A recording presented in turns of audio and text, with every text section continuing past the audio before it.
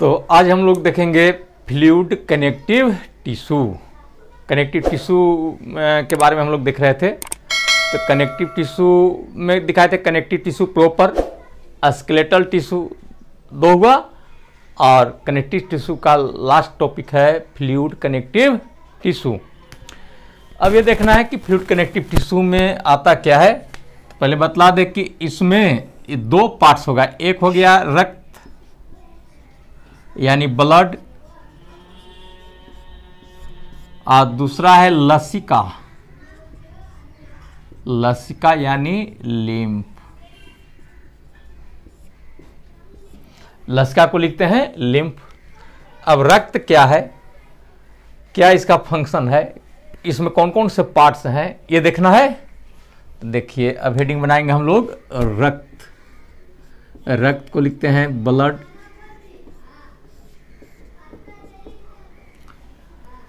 तो रक्त के अध्ययन को हम लोग कहते हैं हिमेटोलॉजी। लॉजी यहां लग गया तो इसका मतलब अध्ययन, हिमेटो माने क्या, ब्लड।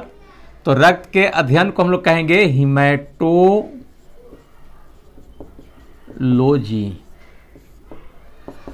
तो रक्त के बारे में क्या कहेंगे कि रक्त एक तरल संयोजी ऊतक है। पूछता है कि रक्त क्या है, तो तरल संयोजी ऊतक, और यह हल्का क्षारीय होता है। रक्त कैसा होता है, हल्का क्षारीय। इसका पीएच 7.4 होता है। 7 से अगर ऊपर जाता है तो क्या होता है, क्षारीय। अगर पीएच 7 से ज्यादा जाए तो हो जाता है क्षारीय, अर्थात रक्त हल्का क्षारीय होता है। तो रक्त में हम लोग दो पार्ट देखेंगे।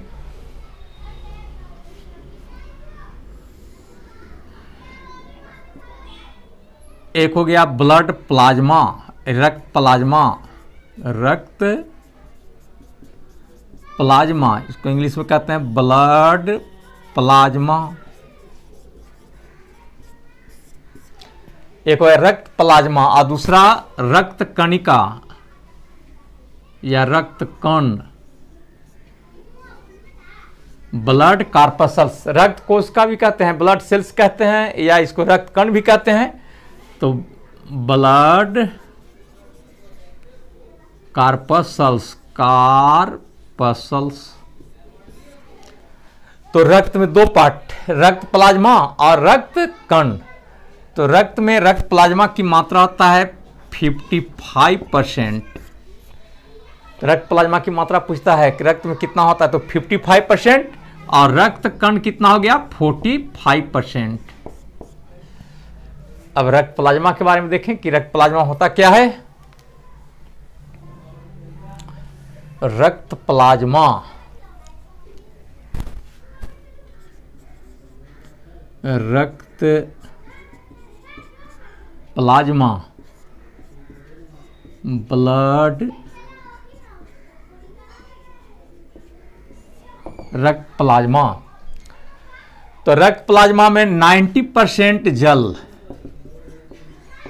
शेष 10% में कार्बनिक और अकार्बनिक पदार्थ होते हैं ना, जैसे ग्लूकोज हुआ, शर्करा है, कैल्शियम, सोडियम, पोटासियम, सब लेकर के 10% में, तो टोटल हो गया 100। तो पूछता है रक्त प्लाज्मा में जल कितना परसेंट, तो 10%। और रक्त प्लाज्मा में जो प्रोटीन पाया जाता है, रक्त प्लाज्मा में जो प्रोटीन पाया जाता है उसको हम लोग कहते हैं प्लाज्मा प्रोटीन।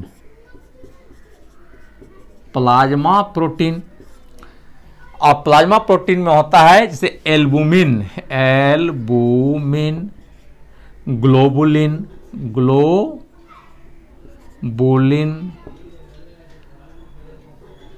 प्रोथ्रोम्बिन,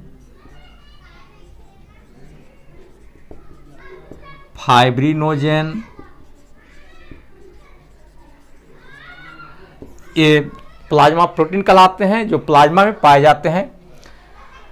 तो प्रोथ्रोम्बिन और फाइब्रिनोजेन को हम लोग कहते हैं क्लॉटिंग प्रोटीन, जो कि रक्त के जमने में सहायक होता है।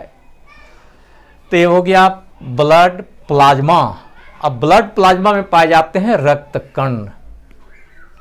इसी में पाया जाता है रक्त कण,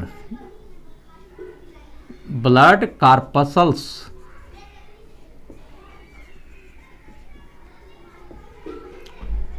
तो रक्त कण में 3 प्रकार का होता है। एक का नाम है आरबीसी। आरबीसी इसका पूरा नाम है रेड ब्लड कॉर्पस्कल्स।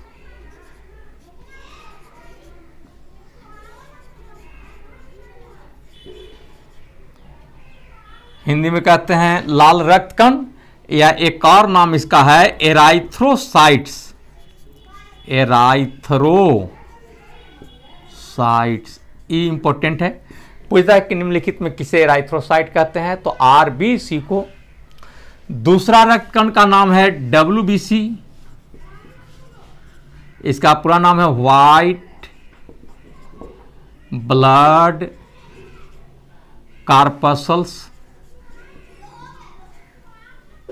व्हाइट ब्लड कॉर्पस्कल्स, या इसको कहते हैं ल्यूकोसाइट्स। ल्यूकोसाइट्स दो हो गया। अब तीसरा का नाम है ब्लड प्लेटलेट्स। ब्लड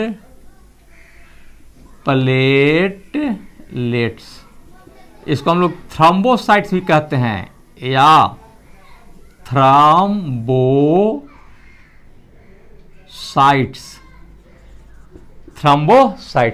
अब देखिए कि रक्त कण में 3 तरह का कण हुआ, या 3 तरह का सेल है। आरबीसी जिसका नाम है रेड ब्लड कॉर्पस्कल्स या एराइथ्रोसाइट्स। डब्ल्यूबीसी जिसका नाम है व्हाइट ब्लड कॉर्पस्कल्स जिसको कहते हैं ल्यूकोसाइट्स। अब ब्लड प्लेटलेट्स तीसरा हुआ जिसका नाम है थ्रोम्बोसाइट्स। तो हम एक एक करके देखेंगे। पहले देखें आरबीसी। आरबीसी मतलब रेड ब्लड कॉर्पस्कल्स। एक में हो गया आरबीसी मतलब रेड ब्लड कॉर्पस्कल्स। देखिए आरबीसी स्तनधारी में देखते हैं कि यह बाइकॉन्केव होता है। बाइकॉन्केव माने उभयावतल, उभय माने दोनों, अवतल माने धसा हुआ तल, तो ये होता है इस तरह का उभयावतल। और स्तनधारी के मैच्योर आरबीसी में, माने जब आरबीसी बड़ा हो जाता है तो उस समय केंद्रक अनुपस्थित हो रहता है। स्तनधारी माने क्या, मैमल। तो स्तनधारी के आरबीसी में केंद्रक क्या, अनुपस्थित होता है। लेकिन अपवाद में है ऊंट। ऊंट यानी कैमल, ऊंट, इसी का जाति एक है लामा। ऊंट लामा स्तनधारी है, लेकिन इसके आरबीसी में केंद्रक उपस्थित होता है। अब देखते हैं कि आरबीसी का निर्माण कहाँ होता है। तो आरबीसी का निर्माण होता है रेड बोन मैरो में। लाल अस्थि मज्जा कहते हैं जो हड्डी में होता है।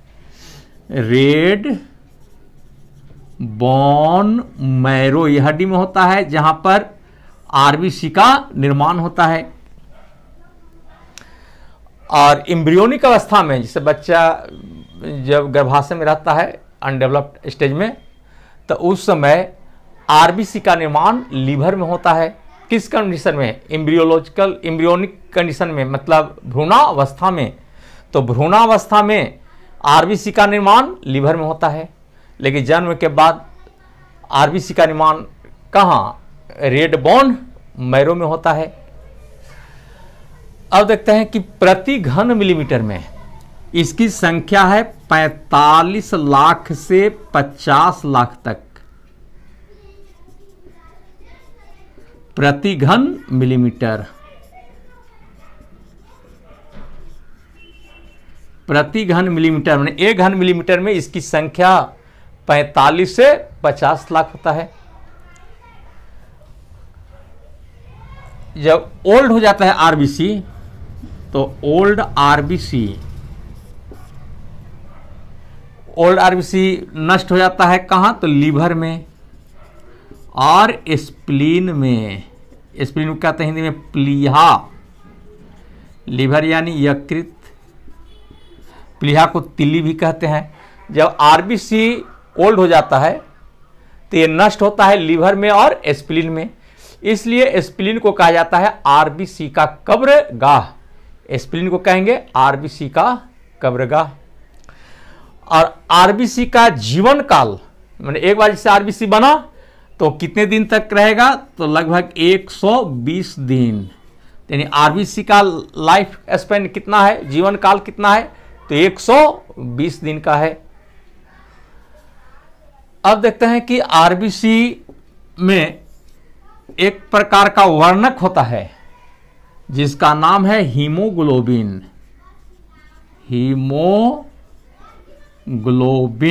हीमोग्लोबिन नामक इसमें वर्णक होता है, माने पिगमेंट, जो लाल रंग प्रदान करता है, पिगमेंट।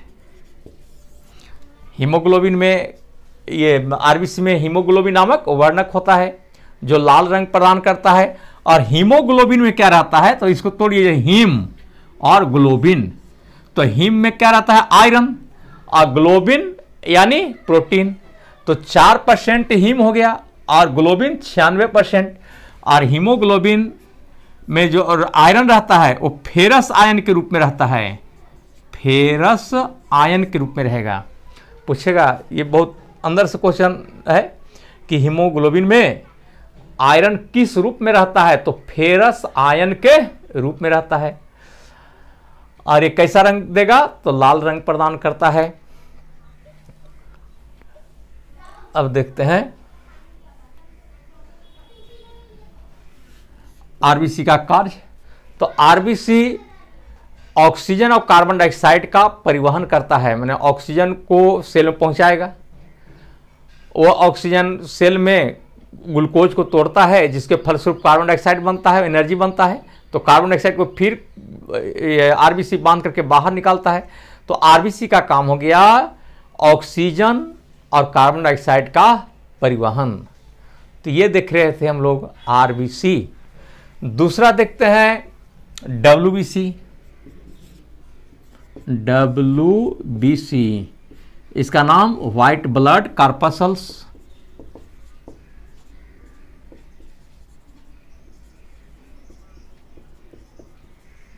व्हाइट ब्लड कॉर्पसल्स है। देखिए डब्ल्यूबीसी अनियमित आकार का होता है। पहले पूछा कि आकार, तो इसका है अनियमित, माने इसका कोई निश्चित आकार नहीं है। यह रंगहीन होता है, माने कलरलेस, कारण कि इसमें हीमोग्लोबिन नहीं पाया जाता है। डब्ल्यूबीसी का निर्माण बोन मैरो में होता है। इसका लाइफ स्पैन 1 से 4 दिन का होता है। और डब्ल्यूबीसी का काम है जीवाणुओं का भक्षण करना या एंटीबॉडीज का निर्माण। प्रति घन मिलीमीटर में इसकी संख्या 8 से 10,000 तक होती है, कहीं 6,000 से 11,000 तक रहता है, रेंज में रहता है। तो 8 से 10,000 रखते हैं। तो प्रति घन मिलीमीटर, माने 1 घन मिलीमीटर का मतलब हुआ 1 मिलीमीटर लंबा, 1 मिलीमीटर चौड़ा, 1 मिलीमीटर ऊंचा, इसमें मिलता है 8 से 10,000 डब्ल्यूबीसी। इसमें केंद्रक उपस्थित होता है। और अब डब्ल्यूबीसी को हम लोग 2 पार्ट में बांटते हैं। एक हो गया ग्रैन्युलोसाइट, ग्रैन्युलोसाइट्स माने दानेदार रचना, दानेदार माने दाना जैसा रचना। और दूसरा है ए ग्रैन्युलोसाइट, ए ग्रैन्युलोसाइट्स, ये हो गया दाना विहीन रचना, दाना विहीन माने बिना दाना का, दाना विहीन रचना है। तो ग्रैन्युलोसाइट में आता है डब्ल्यूबीसी में पहला इस्नोफिल,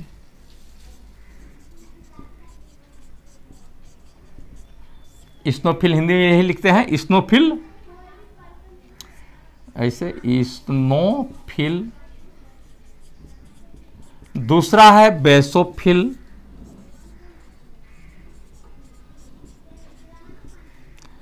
तीसरा न्यूट्रोफिल,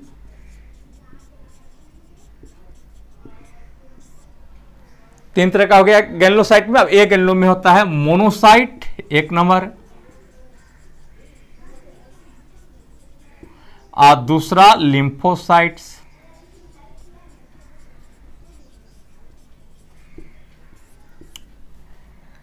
तो इस्नोफिल, बेसोफिल, न्यूट्रोफिल, मोनोसाइट और लिम्फोसाइट, ये डब्ल्यूबीसी का टाइप हुआ, जिसमें हम दो पार्ट के थे। गैनलो में 3 वो हुआ, इस्नोफिल, बेसोफिल, न्यूट्रोफिल, और एक गैनलो में हो गया मोनोसाइट और लिम्फोसाइट।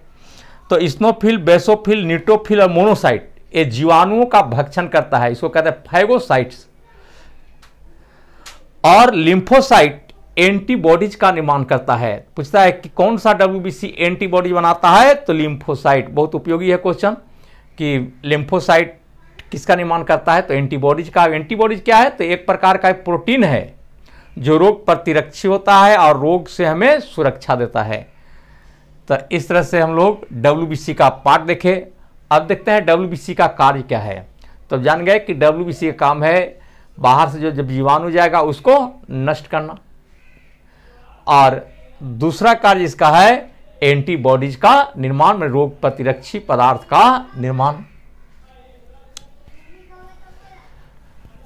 2 पार्ट हो गया। और तीसरा में ब्लड प्लेटलेट्स। 3 तरह का कण देख रहे थे, तो ब्लड प्लेटलेट्स, ब्लड प्लेटलेट्स, इसको कह रहे थे हम लोग रक्त, हिंदी में कहते हैं इसे रक्त पट्टिकाणु।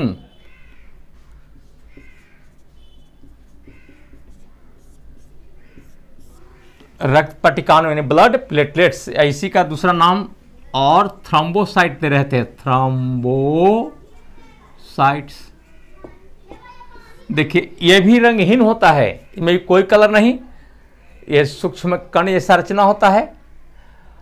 प्रति घन मिलीमीटर में इसकी संख्या 2 से 3 लाख तक होती है, और इसका काम है रक्त के जमने में सहायता देना, मैंने कि रक्त के जमने में सहायक होता है, ब्लड को जमने में सहायक होता है। कौन? Blood platelets. तो ब्लड से हो गया, ब्लड में हम दिखाए ब्लड प्लाज्मा और ब्लड कार्पसल से दोनों पार्ट खत्म। और ब्लड का कार्य देखेंगे, रक्त का कार्य। तो पहला तो जान गए रक्त का कार्य में कि यह ऑक्सीजन कार्बन डाइऑक्साइड का परिवहन करता है। दूसरा कि पचे हुए भोजन का परिवहन, माने जो भोजन पच गया वो रक्त के माध्यम से ही हर एक कोशिकाओं में पहुंचाया जाता है। तीसरा हो गया हार्मोन का परिवहन। बॉडी में एक रासायनिक पदार्थ बनता है जिसका नाम है हार्मोन, जो शरीर में होने वाली क्रिया को कंट्रोल करता है। वो हार्मोन का परिवहन रक्त के द्वारा होता है। उत्सर्जी पदार्थ, जो विषैले पदार्थ हमारे शरीर में बनते हैं, वो रक्त के माध्यम से ही छन करके बाहर आते हैं। तो उत्सर्जी पदार्थों का छानना, उत्सर्जी पदार्थों को हमारे शरीर से दूर करना रक्त का कार्य है। और शरीर के ताप को नियंत्रित रखना रक्त का कार्य है। तो इस तरह से हम लोग देखें रक्त का कार्य। तो एक बार रक्त, और याद कीजिए रक्त और एक लिम्फ लिखे हुए थे, तो लिम्फ भी सुन लें। लिम्फ,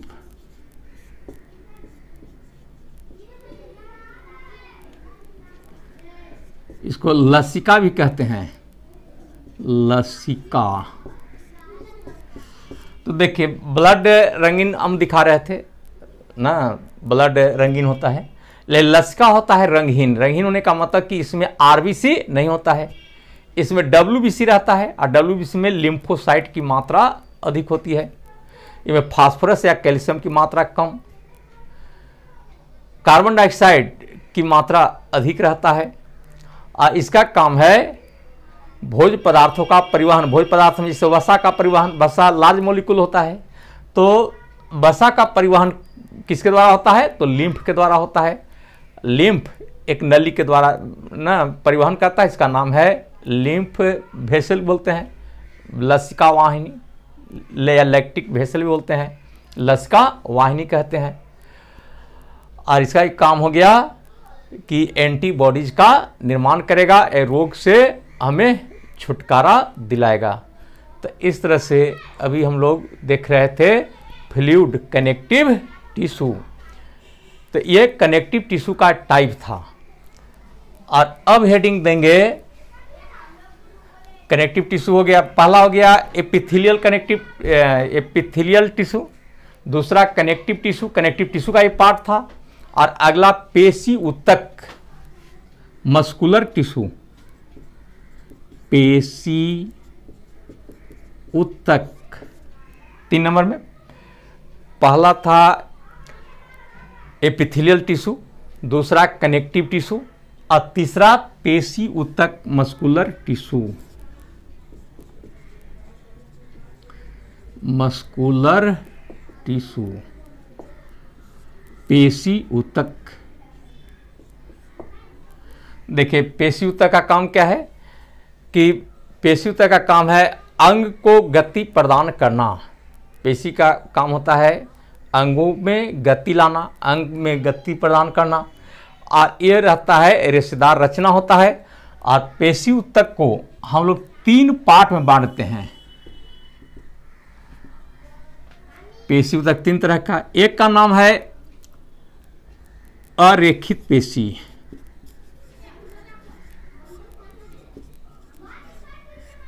अनस्ट्राइप्ड मसल कहते हैं या अनैच्छिक पेशी भी कहते हैं, या अनैच्छिक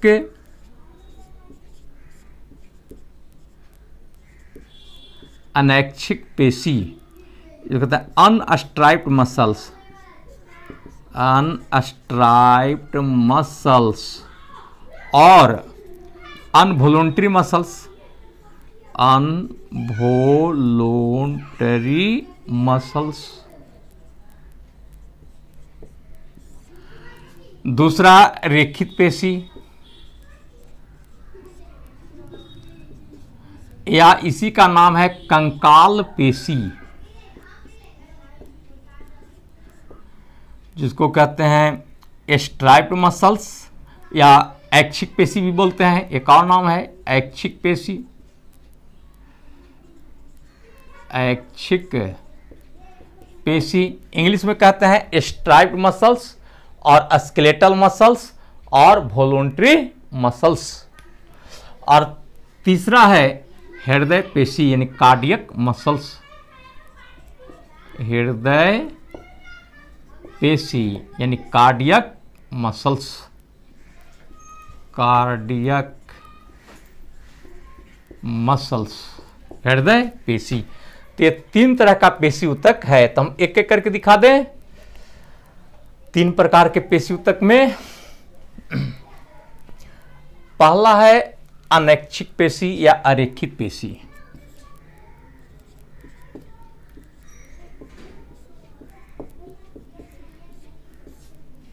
अरेखित पेशी या अनैच्छिक पेशी।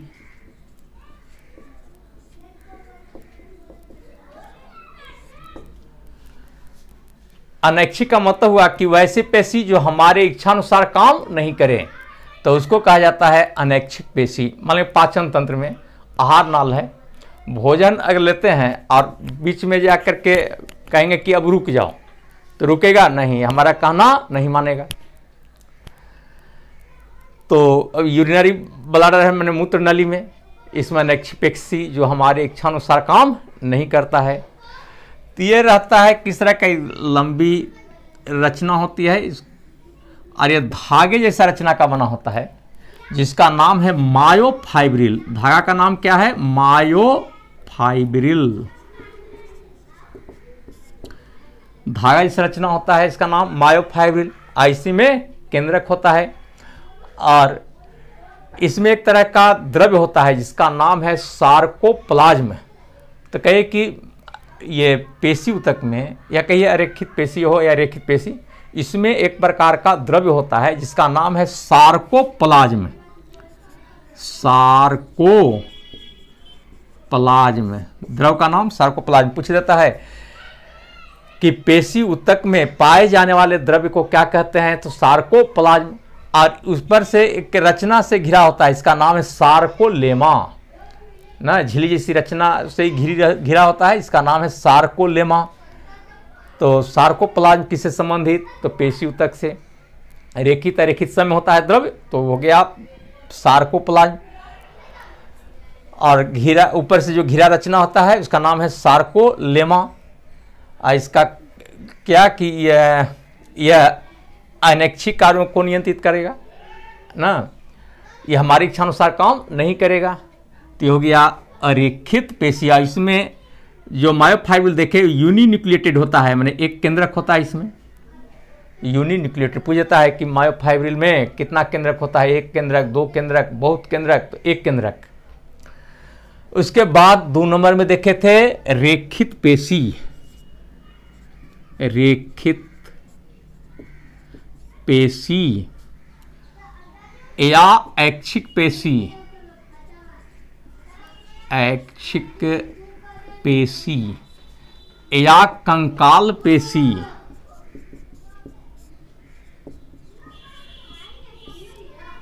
इसको इंग्लिश में कहेंगे स्ट्राइप्ड मसल्स या वॉलंटरी मसल्स। वॉलंटरी मन हो गया इच्छा, वॉलंटरी मसल्स या स्केलेटल मसल्स। स्केलेटल इसलिए कहे कि यह पेशी स्केलेटल यानी कि हड्डी से जुड़ा होता है, इसका नाम हो गया कंकाल पेशी। इसमें भी मायोफाइब्रिल होता है, अंदर में एक प्रकार का द्रव्य है जिसका नाम है सार्कोप्लाज्म। इसके मायोफाइब्रिल में कई केंद्रक पाए जाते हैं, माने कि मल्टी न्यूक्लिएटेड होगा। ये बहुत उपयोगी है। क्वेश्चन पूछता है कि निम्नलिखित में कौन बहुकेंद्रक है, तो कौन, रेखित पेशी। आरेखित पेशी में बैंड जैसा रचना होता है। जिस मान ली रेखित पेशी है तो इस तरह से बैंड जैसा रचना में डार्क बैंड और लाइट बैंड होता है ना, गहरा व हल्का पट्टी टाइप का रचना देख रहे हैं। तो ये होता है मल्टी न्यूक्लिएटेड, माने बहुकेंद्र की, बहुत उपयोगी है। बहुकेंद्र की बोलते हैं, बहु केंद्र की माने मल्टी न्यूक्लिएटेड, मल्टी न्यूक्लिएटेड। आइए हमारी इच्छानुसार कार्य करता है। ऐच्छिक पेशी का मतलब हुआ कि जो पेशी हमारी इच्छानुसार कार्य करे। तो कहाँ मिलेगा, हाथ में, पैर में, गर्दन में ना। हाथ चाहे तो फैला सकते हैं, मोड़ सकते हैं ना, दौड़ सकते हैं तो पैर में हो गया, गर्दन हिला सकते हैं, घुमा सकते हैं, तो इसमें हो गया ऐच्छिक पेशी या रेखित पेशी। तो 2 तरह का पेशी। और तीसरा का नाम है हृदय पेशी। तीसरा आ गया हृदय पेशी, इसको कहते हैं कार्डियक मसल्स, कार्डियक मसल्स। देखिए ये हृदय में पाया जाता है, नाम से पता चल गया कि हृदय पेशी हृदय में पाया जाएगा। इस स्वभाव से अनैच्छिक होता है, जो अपने इच्छानुसार कार्य करेगा। जैसे मान रक्त पंप हो रहा है ना, हृदय धड़क रहा है, ये लगातार काम करता है। कि और जान लें कि हृदय पेशी में संकुचन शीतलन होते रहता है, ये लगातार काम करता है, थकता नहीं है। जैसे मान लें कि हृदय में धड़कन हो रहा है, उड़ रहा है, फैल रहा है, और अब इसको कहेंगे कि ना इतना काहे धड़कता है, रुक जाओ, तो हृदय क्या कहेगा कि एक बार तो हम रेस्ट लेंगे, लेकिन तुम्हारा लॉन्ग रेस्ट हो जाएगा। तो इसका मतलब ये कि ये हमेशा ही कार्य करते रहेगा, इसमें कोई थकावट नहीं। लेकिन ऐच्छिक पेशी में थकावट आ जाता है। जैसे आप दौड़ते हैं तो थक जाते हैं, कारण क्या होता है कि ऑक्सीजन के कमी से ग्लूकोज लैक्टिक अम्ल में बदल जाता है, और लैक्टिक अम्ल के जमाव के कारण ऐच्छिक पेशी में थकावट आती है। थोड़ा देर आराम करते हैं तो फिर लैक्टिक एसिड चेंज कर जाता है और थकावट दूर हो जाती है। लेकिन इसमें किसी तरह के पदार्थ का जमाव नहीं होता है, लैक्टिक अम्ल का निर्माण अनैच्छिक पेशी में या हृदय पेशी में नहीं होता है। तो यह था मसल्स, मस्कुलर टिश्यू पढ़े, और लास्ट है नर्वस टिश्यू। 3 हो गया, और चौथा है नर्वस टिश्यू। नर्वस तंत्रिका उत्तक बोलते हैं। 4 नंबर तंत्रिका उत्तक। देखिए तंत्रिका उत्तक में बहुत सारे सेल होते हैं, और सेल का इकाई है न्यूरॉन, माने बहुत सारे न्यूरॉन के मिलने से बनता है तंत्रिका। तो तंत्रिका की इकाई न्यूरॉन है, न्यूरॉन। तंत्रिका को उसका भी कहते हैं न्यूरॉन। न्यूरॉन। हमारे शरीर में इसकी लंबाई लगभग 1 मीटर का है। और ब्रेन, स्पाइनल कॉर्ड ना इत्यादि जगहों में कौन सा टिश्यू रहता है? तो नर्वस टिश्यू। मैंने मस्तिष्क है तो मस्तिष्क में कौन सा टिश्यू? तो नर्वस टिश्यू है। स्पाइनल कॉर्ड में तो नर्वस टिश्यू है। और नर्वस मैंने कि नर्व कहिए, और नर्व की इकाई क्या है? न्यूरॉन। बहुत सारे न्यूरॉन मिलकर तंत्रिका बनाते हैं, और तंत्रिका का समूह तंत्रिका तंत्र होता है। तो न्यूरॉन इस तरह की रचना है।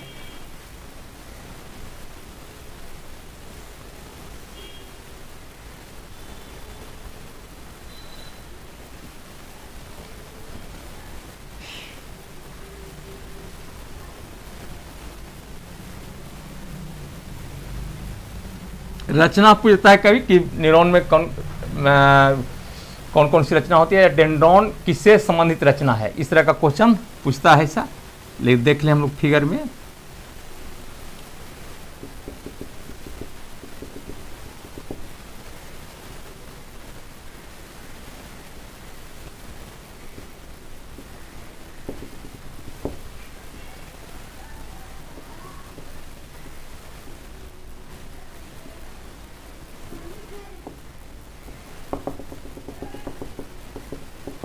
देखिए न्यूरॉन में जो मुख्य भाग है इसका नाम है साइटोन।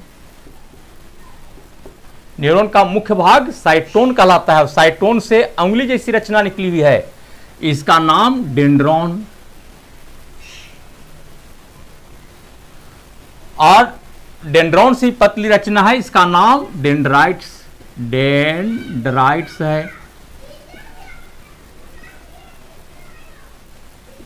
डेंड्राइट्स। तो डेंड्रॉन और डेंड्राइट्स संवेदना को ग्रहण करेगा और सेंसेशन एंड संवेदना को ग्रहण करके लाएगा कहां? साइटोन में। साइटोन से एक लंबी धागा जैसा रचना देख रहे हैं, इसका नाम है एक्सॉन। संवेदना को आगे बढ़ाएगा और एक्सॉन के ऊपर में एक मोटा परत रहता है वसा का, इसका नाम है माइलिन शीथ।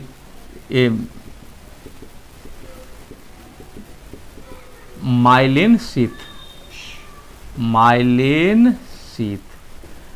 इसके ऊपर में एक और झिल्ली जैसा रचना देख रहे हैं, इसका नाम न्यूरिलेमा। न्यूरिलेमा। और एक्सॉन पर कहीं कहीं संकुचन देख रहे हैं। संकुचन माने दबाव। इस दबाव का नाम है नोड ऑफ रेनवियर। पूछता है कि नोड ऑफ रेनवियर किससे संबंधित रचना है? तो नर्वस टिश्यू से कहिए या न्यूरॉन से कहिए। नोड ऑफ रेनवियर वैज्ञानिक के नाम पर है। और एक्सॉन लास्ट में ब्रांच हो जाता है और प्रत्येक ब्रांच का अंतिम सिरा देख रहे हैं स्वेल कर गया है, गोलाकार है, इसका नाम है साइनेप्टिक नोब। Synaptic knob. या एक और नाम बटन है, BUTTON बटन। इसी में एसिटाइल कोलाइन नामक हार्मोन होता है। पूछता है कि एसिटाइल कोलाइन नामक पदार्थ या हार्मोन किसमें पाया जाता है? तो सिनेप्टिक नोब में। और एसिटाइल कोलाइन हार्मोन, एसिटाइल कोलाइन हार्मोन या कहे एसिटाइल कोलाइन नामक पदार्थ क्या करता है कि संवेदना को माने सेंसेशन को एक न्यूरॉन से दूसरे न्यूरॉन में पहुंचाता है। तो ये देख रहे थे हम लोग नर्वस टिश्यू का पार्ट्स। तो ये प्लांट टिश्यू हो गया था, आज हो गया एनिमल टिश्यू। अब एनिमल टिश्यू में बहुत सारे क्वेश्चन निकलेगा। क्वेश्चन भी हम लोग देख करके ना हल कर लें। क्वेश्चन पर भी हम लोग ध्यान देंगे ना, तो बहुत समस्या हम लोग को दूर होगी। क्वेश्चन दिखाएंगे ना 25 से 30 क्वेश्चन, तो अगला क्लास हम दिखाएंगे question. Thank you very much.